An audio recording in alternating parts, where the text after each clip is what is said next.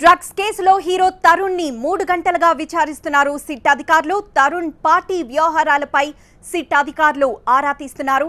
Pubs కి నీకు ఉన్న లింకులేంటి అని ప్రశ్నలు సంధిస్తున్నారు. నెలలో 15 రోజులు గోవాలో ఉంటున్నాడు తరుణ్. దీంతో గోవాలో ఉన్న తరుణ్ బీచ్ హౌస్ లో డ్రగ్స్ దందాపై పక్కా సమాచారాన్ని సేకరించిన సిట్ అధికారులు దానిపై ప్రశ్నల వర్షం కురిపిస్తున్నారు. డ్రగ్ కేసులో ఉన్న నిందితులతో బీచ్ హౌస్ లో తరుణ్ ఫోటోలు దిగినట్లు తెలుస్తోంది. ఈ ఫోటోల్ని చూపిస్తూ తరుణ్ ని విచారిస్తున్నారు సిట్ అధికారులు.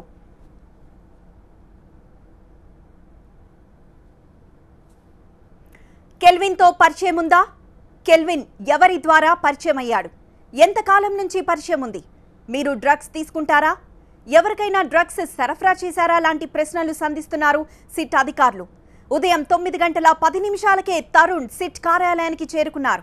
తన తండ్రి చక్రపాణితో కలిసి ఇంటి నుంచి సిట్ కార్యాలయానికి వచ్చాడు తరుణ్.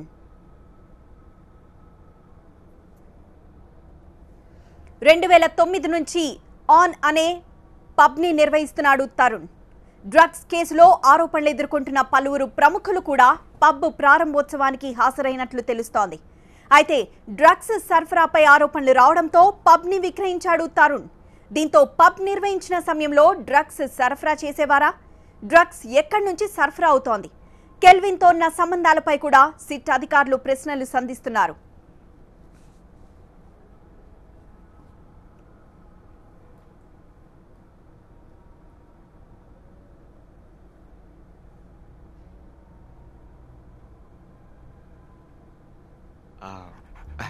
నన్ను ముంబైలో అందరూ రాజేష్ ఖన్నా అంటారు సార్. ఓ, మీది ముంబై అన్నమాట. అవును సార్. మీకెలా తెలిసింది? సరుకు తెచ్చావా? సరుకేంటి సార్?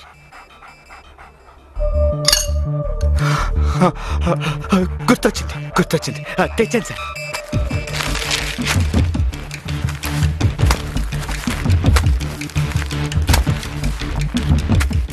సరుకు ఎక్కడి నుంచి తెచ్చావు? ఆ డీటెయిల్స్ అన్ని అడగండి సార్. చెప్తే ఆ నేపాల్ వాళ్ళు చంపేస్తారు. చెప్పేశాను.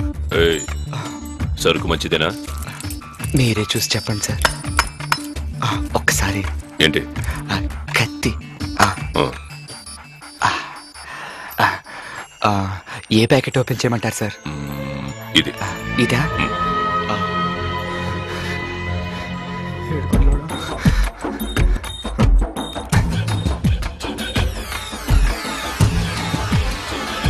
ఆగు. ఇది ఓపెన్ చేయి. సరే సార్.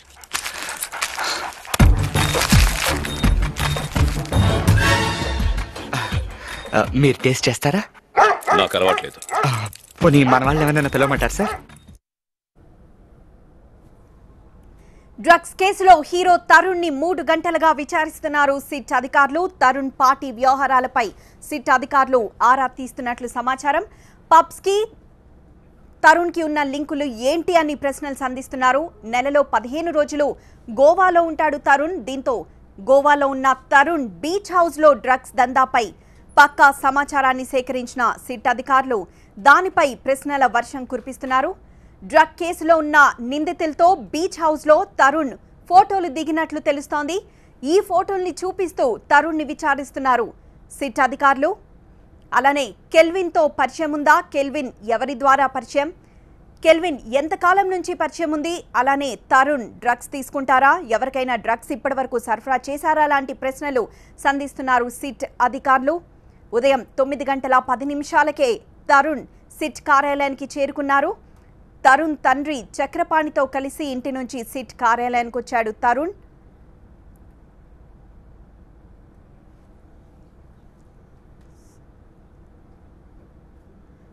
తరుణ్ విచారణపై పూర్తి సమాచారం మా ప్రతినిధి దీప్తి అందిస్తారు. దీప్తి. యాక్చువల్గా 10 గంటల 30 నిమిషాలకి ఎక్సైజ్ అధికారులు ఎప్పుడైతే వచ్చారో ఆ వెంటనే తరుణ్ విచారణ కూడా ప్రారంభమైపోయింది. ఆ తర్వాత ఇన్ని గంటలుగా కొనసాగుతూనే ఉంది. ఇప్పటి వరకు తరుణ్ విచారణ అలాగే కొనసాగుతోంది. మరోవైపు పబ్కి సంబంధించిన వాళ్ళు వచ్చారు. 2000లో చేయాల్సిన ఇంట్రాగేషన్ చాలా లేటుగా చేశారు. దానికి నేను శుభాకాంక్షలు చెప్పి వస్తున్నాను. చాలా లేటుగా చేస్తున్నారని. నా పేరు సుబ్బారెడ్డి చెప్తున్నాను. హలో హలో 1 2 3 హలో ఆయన జస్ట్ ఎప్పుడో చేయాల్సిన విచారణ లేటుగానే ఇప్పుడు చేస్తున్నందుకు సిట్ అధికారులకు శుభాకాంక్షలు చెప్పడానికి వచ్చా అన్నారు. Okay, forget that. మనం ఇప్పుడు మాట్లాడుకుంటున్న తరుణ్ విచారణకు సంబంధించి 10:30 ప్రారంభమైన విచారణ ఇంకా కొనసాగుతోంది. అయితే యాక్చువల్గా 1 దాటింది కాబట్టి ఇంకెనీ టైం వాళ్ళు లంచ్ బ్రేక్ ఇచ్చే అవకాశం కూడా కనిపిస్తోంది. మరోవైపు ఇవాళ ఉదయం పబ్ వాళ్ళని కూడా విచారణ కోసం పిలిచారు. మొత్తం 16 హైదరాబాద్కి చెందిన పబ్స్ ఆర్గనైజర్స్ని, వాళ్ళ ప్రతినిధుల్ని కానీ నిర్వాహకుల్ని కానీ ఎవరో ఒకళ్ళు వచ్చి ఖచ్చితంగా ఇవాళ సిట్ ఆఫీస్ ముందు విచారణకి హాజరు కావాలి, కొన్ని కీలకమైన విషయాలు వాళ్ళ నుంచి రాబట్టాల్సిన అవసరం ఉంది అని ఆల్రెడీ చెప్పున్నారు. అయితే ప్రస్తుతం మనకు తెలిసిన సమాచారం ప్రకారం మొత్తం 16 పబ్స్కి సంబంధించిన రిప్రజెంటేటివ్స్ రాలేదు. కేవలం 14 మంది మాత్రమే అటెండ్ అయ్యారు. అది కూడా కొంతమంది ఒకళ్ళిద్దరు మాత్రం 10:45కి వచ్చారు. ఆ తర్వాత 11:45 ఆ టైంకి ఇంకొంతమంది వెళ్ళడం మనం చూసాము. చాలా లేట్గా వాళ్ళు వచ్చినట్టు మనకు అర్థమవుతోంది. మరి వాళ్ళ విచారణ కూడా కొంచెం ఆలస్యంగానే ప్రారంభమైంది. అయితే కొంతమంది ఒక 4 కొద్దిసేపటి క్రితమే బయలుదేరి వెళ్ళిపోయారన్నది మనకు అర్థమవుతోంది. కానీ ఇంకొంతమంది పబ్ నిర్వాహకులు మాత్రం ఇంకా లోపలే ఉన్నారు. సో మనకు అర్థమవుతోంది ఇంకొంచెం లోతైన విచారణ వాళ్ళని చేయబోతున్నారు. అందుకే వాళ్ళని ఇంకా హోల్డ్ చేశారు. ఎందుకంటే ప్రధానమైన పాత్ర ఇప్పుడు పబ్లే పోషిస్తున్నాయి. కొన్ని కాఫీ షాప్స్ పేరిట వెనక డ్రగ్స్ మాఫియా నడుస్తోంది, డ్రగ్స్ దందా నడుస్తోంది, డ్రగ్స్ సప్లై చేస్తున్నారు. అండ్ గతంలో హుక్కా సెంటర్ల మీద ఎలా అయితే ఉక్కుపాదం మోపారో అధికారులు, అది కూడా మనం చూసాము. అయితే హుక్కా మాటను కూడా ఇలాగా చిన్న పిల్లలు కూడా కాలేజీలు బంక్ కొట్టి, స్కూల్స్ బంక్ కొట్టి హుక్కా సెంటర్లకు వెళ్ళి హుక్కాలకు అలవాటు పడి ఎలా అయితే లైఫ్ని స్పాయిల్ చేసుకుంటున్నారో దాని మొత్తాన్ని కూడా మీడియా కూడా బాగా ఎక్స్పోజ్ చేసిన క్రమంలో అప్పుడు దాని మీద ప్రధానంగా ఫోకస్ చేశారు. అండ్ నవ్ ఇప్పుడు పబ్స్ వంతు వచ్చింది. పబ్స్ ద్వారానే ఎక్కువగా జనంలోకి వెళ్తున్నాయి డ్రగ్స్ అన్నది అధికారుల విచారణలో, దర్యాప్తులో చాలా స్పష్టమైన క్రమంలో ఏ పబ్లు అయితే ఆరోపణలు ఎదుర్కొంటున్నాయో ఆ పబ్ నిర్వాహకుల్ని ఇవాళ కాల్ఫర్ చేశారు. వాళ్ళ 16 పబ్స్కి చెందిన రిప్రజెంటేటివ్స్ విచారణ కోసం ఇక్కడికి వచ్చారు. వాళ్ళ విచారణ లోపల కొనసాగుతోంది. మరోవైపు యాక్టర్ తరుణ్ విచారణ ఉదయం 10:30 నుంచి ఇంకా కొనసాగుతోంది. ప్రధానంగా మనకు తెలుసు తరుణ్ ఈ made it big in the industry. తొలినాళ్లలో మంచి హీరోగా పేరు తెచ్చుకున్నాడు, సక్సెస్ఫుల్ సినిమాల్ని అందరికీ అందించాడు, చాక్లెట్ బాయ్గా పేరు తెచ్చుకున్నాడు. అండ్ కాలేజ్ గోయింగ్ గర్ల్స్ వాళ్ళందరికీ ఒక మ్యాగ్నెట్ లాగా అయ్యాడు, లవర్ బాయ్ అనిపించుకున్నాడు తరుణ్. ఆ తర్వాత క్రమంగా ఎప్పుడైతే సినిమాలు తగ్గుతూ వచ్చాయో ఆ తర్వాత తరుణ్ డ్రగ్స్ వైపు మళ్ళాడా అన్న ఒక పెద్ద ప్రశ్న ఇప్పుడు ఎరైజ్ అవుతోంది. డ్రగ్స్ బిజినెస్ చేశాడా, లేకపోతే తాను డ్రగ్స్ కన్స్యూమ్ చేశాడా, డ్రగ్స్ సరఫరా చేయడం కోసం తను పెట్టిన ఆన్ పబ్ ఎంతవరకు కీలక పాత్ర పోషించింది, ఇలాంటి రకరకాల విషయాల మీద తరుణ్ని లోపల అధికారులు గ్రిల్ చేస్తున్నారు. అండ్ మనకు తెలుసు ఇప్పుడు పబ్ కల్చర్లో ఈ డ్రగ్స్ ఎన్ని రకాలుగా జనంలోకి వెళ్తోందో. ఈ డ్రగ్స్కి పెట్టే పేర్లు కూడా చాలా విచిత్రంగా టాలీవుడ్ సెలబ్రిటీస్ని పోలుంటాయి. ఆ డ్రగ్కి ఉన్న ఇంపార్టెన్స్ని బట్టి అది ఇచ్చే కిక్కుని బేస్ చేసుకుని ప్రముఖ హీరోయిన్స్తో వాటిని పిలిచేవాళ్ళు, ప్రముఖ హీరోయిన్స్ పేర్లను వాటికి పెట్టి, I don't want to name them, కానీ కొంతమంది హీరోయిన్ల పేర్లు పెట్టి ఆ డ్రగ్స్ని పిలిచే టైం కూడా మనం చూస్తున్నాము. అండ్ కొన్ని చీపర్ డ్రగ్స్ అలాంటి వాటికి కొంతమంది ఐటమ్ గర్ల్స్ పేర్లు కూడా పెట్టి దాన్ని పిలుస్తారని, అంటే డైరెక్ట్గా డ్రగ్ పేరు పెట్టి పిలిస్తే వాళ్ళు ఎక్కడ బయటపడతారో అన్న ఉద్దేశంతో ఇలా కీ వర్డ్స్ పెట్టుకుని డ్రగ్స్ని అడ్రస్ చేస్తూ వాటిని సరఫరా చేయడం అనేది చాలా ఎక్కువగా ఉంటుంది అన్నది మనకి పబ్ సర్కిల్స్లో బాగా వినిపించే విషయం. అండ్ ప్రధానంగా పబ్స్ వెళ్ళేది యూతే.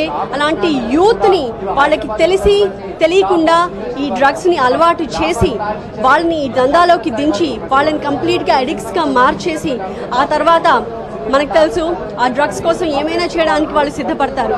అందుకోసం ఇప్పుడు ఇంతలాగా ఎక్సైజ్ శాఖ ప్రభుత్వం దీని మీద ఫోకస్ చేసింది. ఏ డ్రగ్స్ దందా అయితే ఇప్పుడు ఇంతలా పెరిగిపోతోందని హైదరాబాద్ వాసులు కలవరపడుతున్నారు, ఆ డ్రగ్స్ మీద ఉక్కుపాదం మోపడం కోసం ప్రభుత్వము, ఎక్సైజ్ శాఖ అధికారులు, డ్రగ్స్ కంట్రోల్ అడ్మినిస్ట్రేషన్ అధికారులు కూడా సీరియస్గా దృష్టి సారించారు. ప్రస్తుతం తరుణ్ విచారణ అయితే కొనసాగుతోంది. తరుణ్ కూడా ఆన్ పబ్ని పెట్టి గతంలో ఈ పని చేశాడా అన్నది ఇప్పుడు ఒక ప్రశ్న. అది నిజమో కాదో ఇప్పుడు సిట్ అధికారులు లోతైన ప్రశ్నలతో తరుణ్ని సంధించి అతని నుంచి ఇన్ఫర్మేషన్ రాబట్టే ప్రయత్నం చేస్తున్నారు. మరోవైపు ఆన్ పబ్ కొంతకాలం పాటు తరుణ్ హ్యాండ్ ఓవర్లో నడిచింది. ఆ తర్వాత ఎప్పుడైతే ఆరోపణలు రావడం మొదలయ్యాయో అప్పుడు తరుణ్ ఇంకా రిస్క్ తీసుకునే ఉద్దేశం లేకుండా దాన్ని అమ్మేసినట్టు కూడా చెప్తున్నారు. వీటన్నిటి వెనక కారణాలు ఏంటి, అప్పుడు పబ్ పెట్టి ఏం చేశాడు, ఆ తర్వాత ఎందుకు అమ్మేయాల్సి వచ్చింది, దానికి వెనక కారణాలు ఏంటి, ఎవరెవరు గోవాలో తరుణ్ డ్రగ్స్ దందాపై కూడా సిట్ అధికారులు ప్రశ్నిస్తున్నట్లు తెలుస్తోంది.